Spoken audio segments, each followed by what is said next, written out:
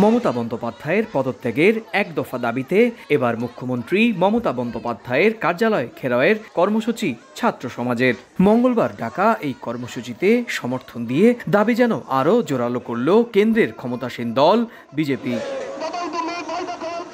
ঘোষণা অনুযায়ী কার্যালয় ঘেরাওয়ের কর্মসূচিতে ছাত্র সমাজের সঙ্গে রাস্তায় থাকবেন বিজেপির নেতাকর্মীরা।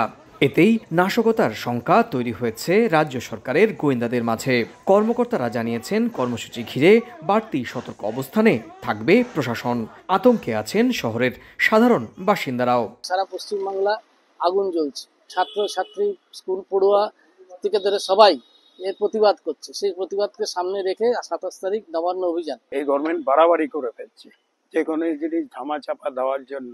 সরকার যদি আগে সচেত থাকতো, তখনই যদি পদক্ষেপ নিত, তাহলে তো আজকে জিনিসটা দরকার পড়ছিল না। লোকেদেরকে তো রাস্তার ঘুরে ঘুরে মিছিল করার দরকার ছিল না। কলকাতা পুলিশের ওপর আমাদের ভরসা নির্ভর সবই আমরা ত্যাগ করেছি, কেন ওনারা যেভাবে সবকিছু ক্রাইম স্পট যেভাবে ওরা নষ্ট করে দিয়েছে, সেখান থেকে সিবিআই সবকিছু এভিডেন্ট তৈরি করতে একটু সময় লাগছে। প্রশাসন এটার সাথে জড়িয়ে আছে। অল কাস্ট এন্ড ক্রিড এখন রাস্তায় নেমে পড়েছে, তো এটা আমার মনে হয় খুব একটা ভালো সংকেত নয়।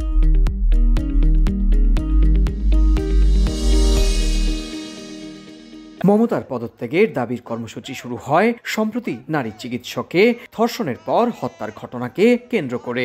15 দিন পেরিয়ে গেলেও এই ঘটনায় সন্দেহভাজন একজন ছাড়া আর কাউকে গ্রেপ্তার করতে পারেনি রাজ্য পুলিশ। যদিও তদন্তের দায়িত্ব স্থানীয় পুলিশের হাত থেকে ঘুরে গেছে সিবিআইয়ের কাছে, তারাও আশানুরূপ অগ্রগতি দেখাতে পারছেন না বলে অভিযোগ বিক্ষোভকারীদের। 8 আগস্ট কলকাতার আরজিকর মেডিকেল কলেজ ও হাসপাতালে নারী চিকিৎসককে হত্যাকাণ্ড নাড়িয়ে দেয় পুরো ভারতকে। এরপর থেকেই বিচারের দাবিতে বিক্ষোভ শুরু করেন নানা শ্রেণী পেশার মানুষ। সম্প্রতি সুপ্রিম কোর্টের আহ্বানে পশ্চিমবঙ্গ ছাড়া বাকি রাজ্যের চিকিৎসকরা কর্মবিরতি প্রত্যাহার করে কাজে ফিরতে শুরু করেছেন। সুব্রত আচার্য, সময় সংবাদ, ভারত।